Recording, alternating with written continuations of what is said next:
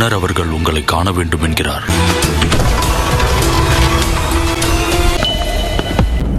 அம்மா,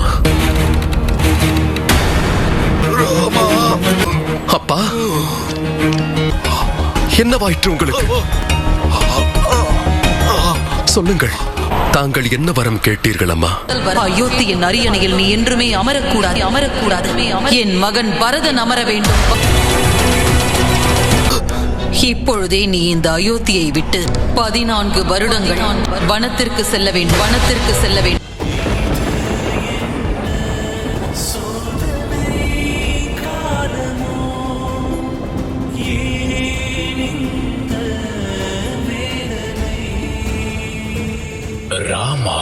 ராமாயணம் இதிகாசத்தோடு நாளை காலை 8:30 மணி முதல் 9:30 மணி வரை 1 மணி நேரம் சன் டிவியில் காணத் தவறாதீர்கள்.